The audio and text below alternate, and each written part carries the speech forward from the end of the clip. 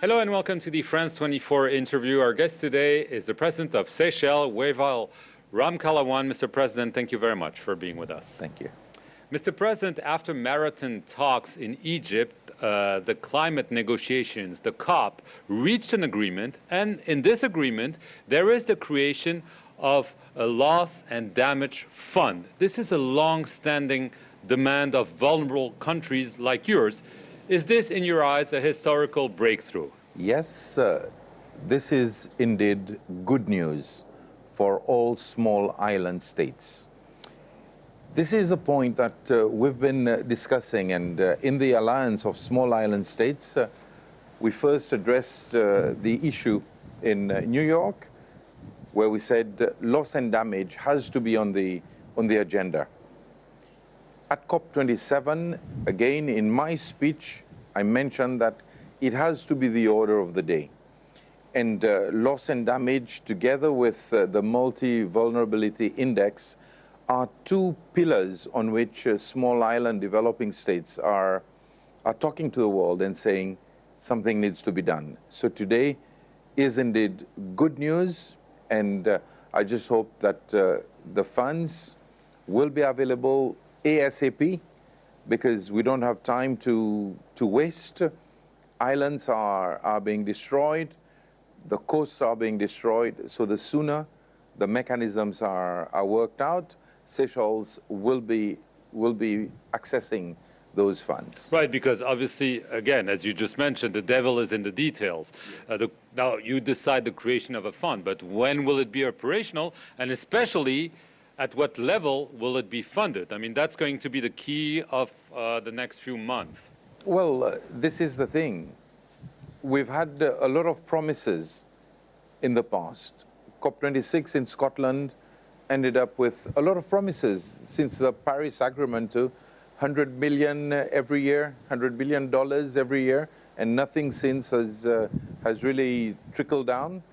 So I just hope that yes, it is good news, but that this good news is translated into reality immediately, because the world doesn't have the time to wait.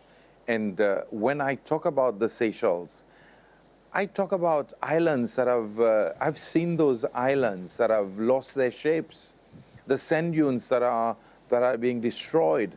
I've seen our granitic islands losing beaches, and more we have rock armoring instead of beaches. So I just hope that the world takes that seriously, and that the fund is established immediately, but not only established, but disbursed. This is what we want. Right, because as you mentioned, for you, climate change is not just a theoretical issue, it's an existential threat. I understand that half of the 115 islands of the archipelago are literally at risk of disappearing. I mean, is this for real?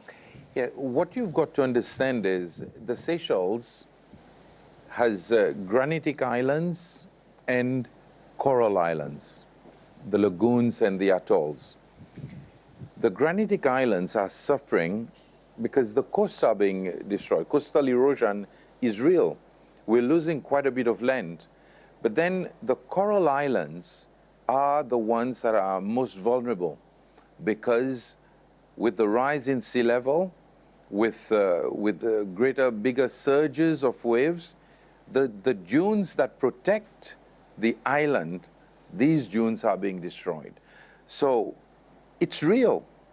It's real, and when we talk about the fears, for example, take Aldabra. Aldabra is a raised atoll, which means that it is surrounded by corals. But right now, because the beaches are there, the turtles can come onshore and lay their eggs. But what is happening now, with the removal of the sand by those strong surges, the turtles in the future will not even have the habitat for them to come and lay their eggs. And this will be another way that they will be destroyed. And Seychelles is protecting the turtles at 100%. Right. Obviously, you mentioned the issue of vulnerability. Seychelles is a high-income country. This is good news, But obviously, in order to get international funding, it's much more difficult. But because of climate change or because of the pandemic, given the level at which you rely on tourism, you are indeed vulnerable. I mean, do you expect funding also for countries like yours? No, but what we have to understand, and this is again what the AOSIS, the Alliance of Small Island States, has been saying.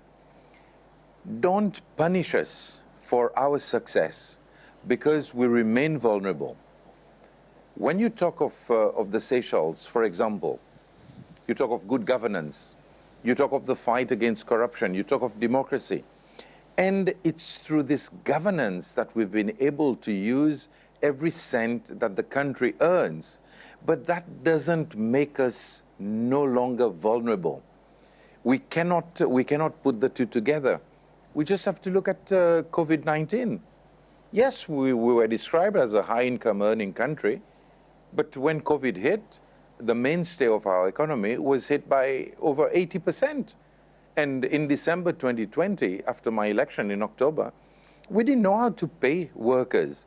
The private sector was down on its knees.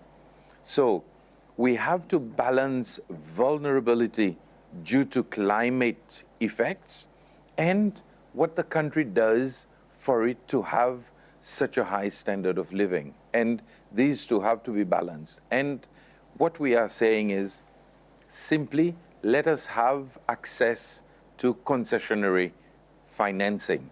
We're not asking that other countries be left in the dark and only us who are doing better receive all the funding. No, we're talking of fairness, but let us also have the access for us to do projects for our people. And what is the response? Well, the response so far has not been that good. But, however, I was most encouraged when I spoke to the IMF, where now they are setting up a special fund through which countries like Seychelles that have proven that we are not just wasting money, we are not just abusing, and we are fighting the corruption. Seychelles will qualify to get certain funding at a concessionary rate. So this is good news again. So maybe eventually or slowly the news or the message is getting through. And this is what we want. Your government signed in September an agreement with the Canadian company to explore oil off the coast. This is not exactly the way you're supposed to fight climate change, is it? No, it's not.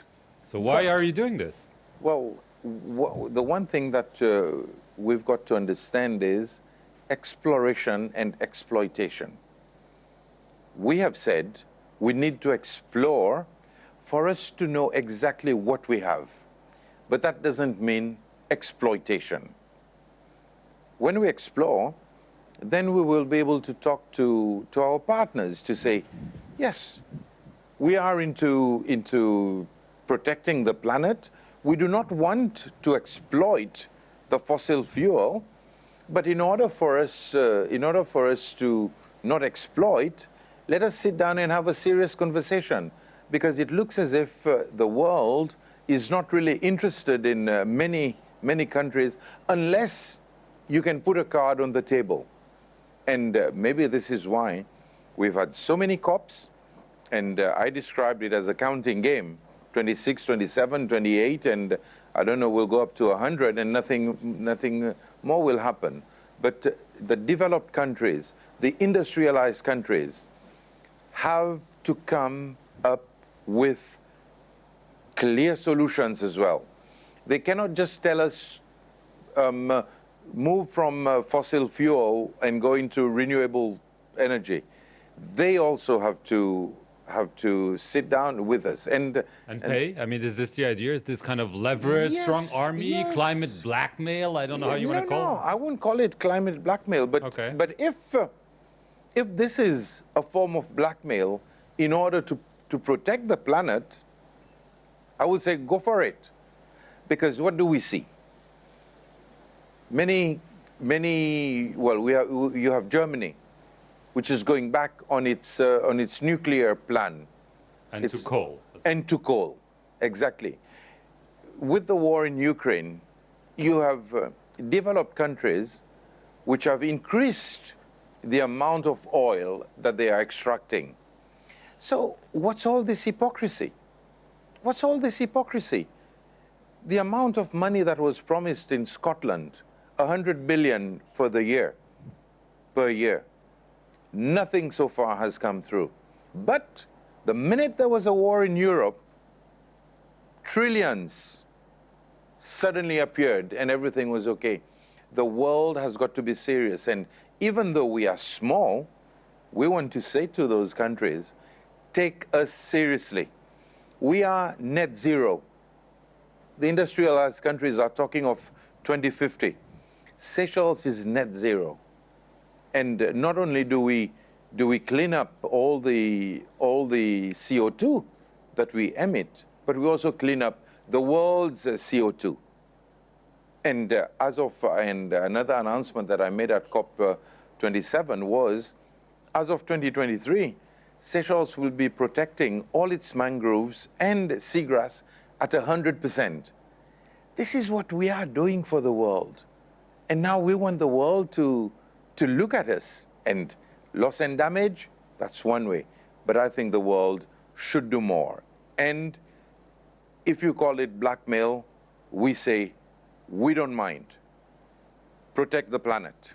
Last question, Mr. President. You were elected 2 years ago. This was the first time the opposition won an election since the independence in 1976. Obviously, democracy is challenged in many areas on the continent and even further.